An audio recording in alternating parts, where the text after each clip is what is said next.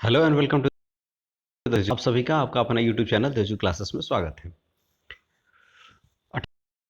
18 chemistry का होने वाला है। प्रीवियस वीडियो में हम लोगों ने इंपॉर्टेंट क्वेश्चंस को देखा था और आज इस वीडियो में हम लोग हाइब्रिडाइजेशन कैसे फाइंड आउट करते हैं, है ना।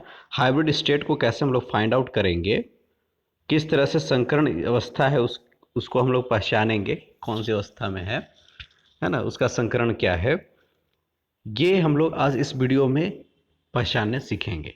ठीक है, तो एक सूत्र है, सूत्र के प्रयोग के द्वारा हम लोग उसको निकालने सीखेंगे।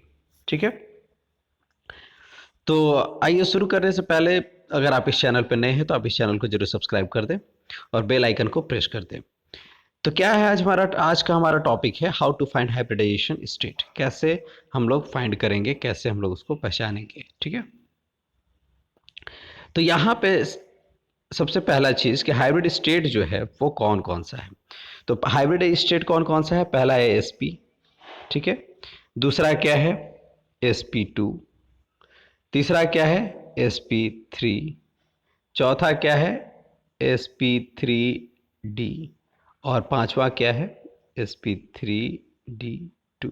ये पांच स्टेट्स आपको देखने को मिलेंगे, ये पांच अवस्थाएं आपको देखने को मिलेंगी। किसकी? संकरण की या हाइब्रिडाइजेशन की।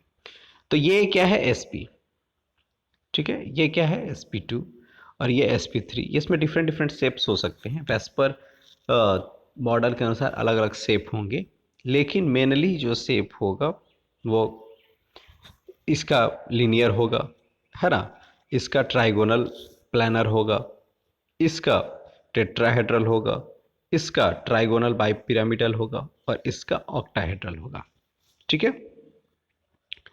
इस हिंदी में इसका रेखीय होगा, है ना, इसका क्या होगा त्रिकोणीय प्लानर होगा, है ना, इसका क्या होगा चतुष्फलकीय होगा, इसका क्या होगा, ठीक है, त्रिकोणीय बाई पिरामिडल जो होगा, है ना, और इसका क्या होगा अष्टफलकीय होगा। ठीक है, तो हम लोग यहाँ पे जो ये पांच अवस्थाएं हैं हाइब्रिड स्टेट के, उसको हम लोग कैसे पता करेंगे किसी भी मॉलिक्यूल्स का, है ना, किसी भी अणु का, कि वो उसका हाइब्रिड स्टेट क्या है, उसका संकरण अवस्था क्या है।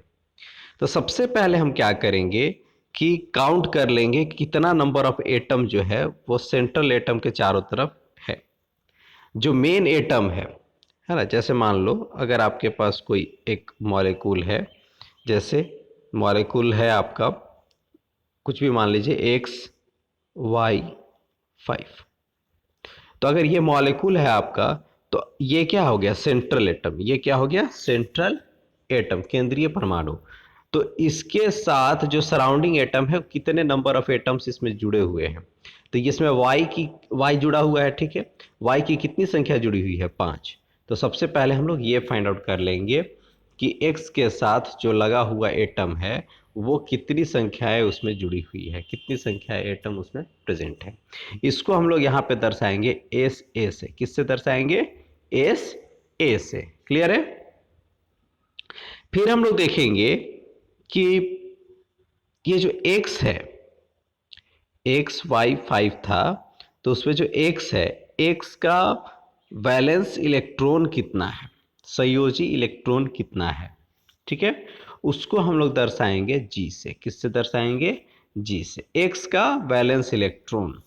ठीक है, वैलेंस इलेक्ट्रॉन कैसे फाइंड आउट करते हैं? जैसे मान लो आपका n, x की जगह पर क्या है, x क्या है, n है, तो n यानी नाइट्रोजन। नाइट्रोजन का एटॉमिक नंबर कितना होता है? 7। ठीक है, परमाणु संख्या कितना होता है? 7।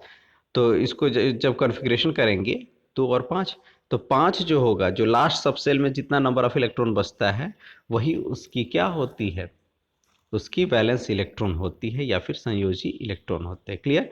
तो इसका जी का मान कितना हो जाएगा, एन रहेगा तो 5। क्लियर है? नेक्स्ट हम लोग को इसमें जरूरत पड़ती है, ये जो एक्स वाई है, इसमें एक्स के साथ जितने भी एटम्स लगे हुए हैं उनकी वैलेंसी टोटल कितनी है, यानी उनकी संयोजकता कितनी है। जैसे y का आपको वैलेंसी फाइंड आउट कर लेना है, तो y का जब वैलेंसी फाइंड आउट कर लेंगे, y का संयोजकता आप फाइंड आउट कर लेंगे, निकाल लेंगे, तो मान लीजिए y की संयोजकता आ गई 1, तो ये कितना एटम है, 5 है, तो इसको कितना से गुना कर दोगे, 5 से। कितना से, 5 से। तो ये जो वैल्यू होगा, इस वैल्यू को हम लोग यहां दर्शाएंगे v से। किससे दर्शाएंगे, v से। क्लियर है। नेक्स्ट हम लोग देखेंगे, लास्ट में बचा कि अगर x y 5 है, अगर ये एटॉमिक यानी आयोनिक फॉर्म में होगा, और दो आयोनिक फॉर्म में होगा, या तो प्लस होगा यहाँ पे और नहीं तो माइनस होगा यहाँ पे, यही दो होगा। अगर आयोनिक फॉर्म में नहीं होगा तो कुछ नहीं होगा।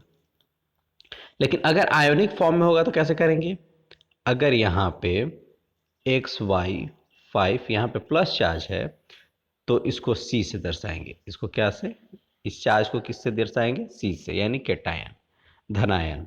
और अगर यहाँ पे माइनस चार्ज है तो इसको हम लोग दिखाएंगे ए से। क्लियर है। तो अगर माइनस चार्ज होगा तो वो फॉर्मूला में जुटता है, और अगर प्लस चार्ज है तो फॉर्मूला में घटता है।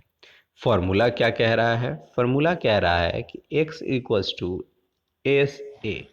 ऐसे क्या था, जो केंद्रीय परमाणु था उसके साथ जो लगा हुआ परमाणु है वो कितनी संख्या में मौजूद है, ऐसे हो गया, प्लस 1/2 जी माइनस भी।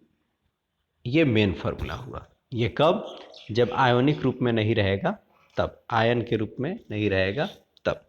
लेकिन अगर आयन के रूप में रहेगा तो भी के बाद अगर ये एनायन है तो प्लस ए हो जाएगा, और अगर केटायन है तो माइनस सी हो जाएगा। क्लियर, ये ब्रैकेट के अंदर। आई होप आप ये फार्मूला समझ गए होंगे। फार्मूला याद कर लीजिए जल्दी से। क्या हो जाएगा, x बराबर S A plus 1/2 G minus V. ये फार्मूला आप याद रखें, ठीक है। S A plus 1/2 G minus V. अगर एनायन हुआ तो एनायन हुआ तो प्लस ए इसी में जोड़ देंगे, अगर केटायन हुआ तो माइनस सी इसी में कर जोड़ देंगे, ठीक है। ये एक ब्रैकेट के अंदर ही हो। क्लियर। आइए हम लोग देखते हैं।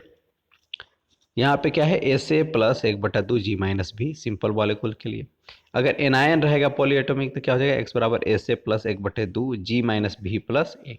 अगर केटायन होगा तो S A plus 1/2 G minus V minus C. Clear है। नेक्स्ट क्या है, अगर x का मान 2 आता है तो हाइब्रिड स्टेट क्या हो जाएगा, sp।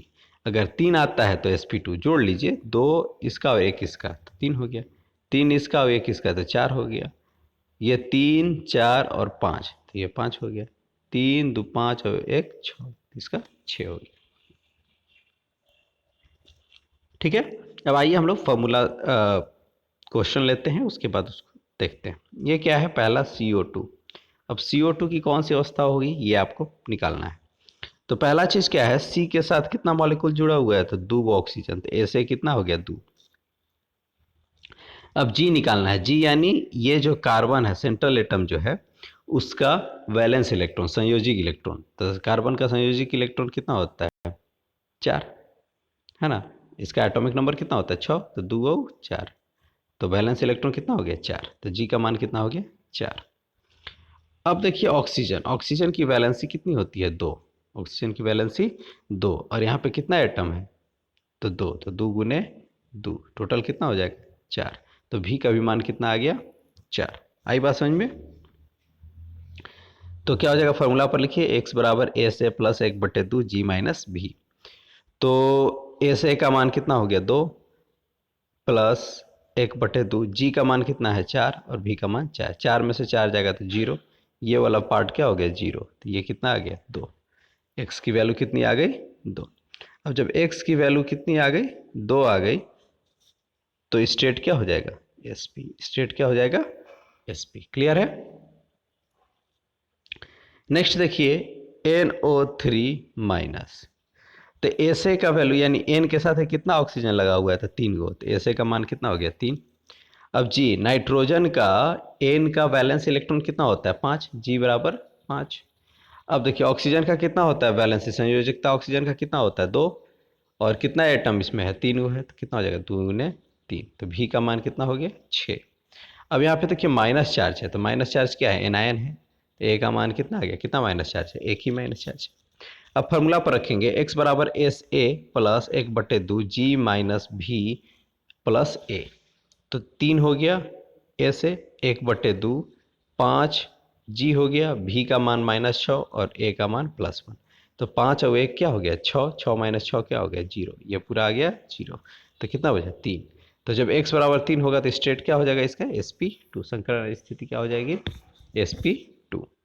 वैसे अब क्वेश्चन 3 देखिए, एग्जाम्पल 3 देखिए, NH3।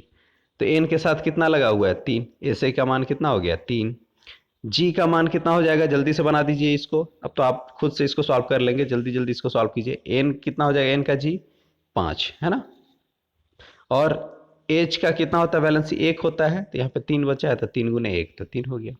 तो क्या हो जाएगा ऐसे बराबर 3 प्लस 1/2, 5 माइनस 3, 5 में से 3 जाएगा तो कितना हो जाएगा 2, तो 2/2 कितना हो जाएगा 1, तो 3 प्लस 1 यानी टोटल 4। तब 4 होगा तो क्या हो जाएगा जल्दी बताइए sp3। क्लियर है।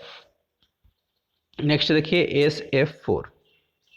तो SF4 में आप देखिएगा SA का मान कितना आ गया 4, F क्या हुआ है 4 गो लगल है, G का मान सल्फर का कितना होता है 16, तो यानी G का मान कितना हो गया 6, F का वैलेंसी कितना होता है 1, तो 1 गुने 4 कितना हो गया 4, तो 4 प्लस 1/2, 6 माइनस 4, 6 में से 4 जाएगा तो कितना हो जाएगा 2, तो 2/2 कितना हो जाएगा 1, तो 4 प्लस 1 कितना हो जाएगा 5, यानी इसकी स्टेट क्या हो जाएगी sp3d। क्लियर है। नेक्स्ट क्या है SF6, बड़ी आसान अब लगने लगेगा आपको हाइब्रिडाइजेशन, है ना। तो ऐसे कितना हो जाएगा, कितना लगा हुआ है 6, तो यहाँ पे हो गया 6, जी का मान कितना हो जाएगा एस, तो 6 हो जाएगा, और भी का मान कितना हो जाएगा एफ का 1 होता है तो 1 गुने 6, 6 हो गया, तो 6 प्लस 1/2, 6 माइनस 6, 6 में से 6 हो जाएगा तो कितना हो जाएगा 0, तो 6 प्लस 0 कितना हो जाएगा 6। स्टेट क्या हो जाएगा sp3d2। क्लियर है। शेप कैसा हो जाएगा बताइए, शेप कैसा होगा इसके अनुसार से, इसका शेप आप कमेंट बॉक्स में लिख करके हमको भेजेंगे, SF6 का शेप क्या होगा। क्लियर है। नेक्स्ट क्वेश्चन नंबर 6 देखिए NH4+। NH4+ यानी केटायन दिया हुआ है, SA का मान कितना हो जाएगा 4, जी की वैल्यू कितनी हो जाएगी 5। अब यहाँ पे H का वैलेंसी कितना होता है 1, तो 1 गुने 4 कितना हो जाएगा 4, भी का मान कितना हो गया 4।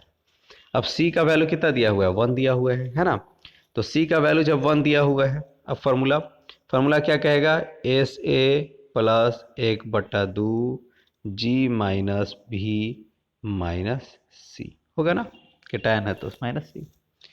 तो फार्मूला में SA का मान कितना हो जाएगा 4, 1/2, जी का मान 5 माइनस 4 और C का मान -1, -4 -1 क्या हो जाएगा -5, तो 5 में से 5 जाएगा तो कितना हो जाएगा 0, इसकी वैल्यू क्या हो गई 0, इसकी तो कितना बचेगा 4।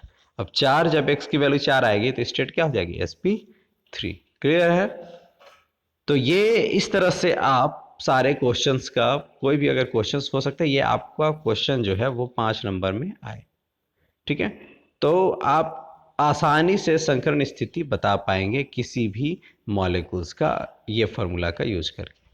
आई होप आपको वीडियो अच्छी लगी हो, कल के एग्जाम के लिए आपको ऑल द बेस्ट। मिलते हैं नेक्स्ट वीडियो में। Thank you for the watching.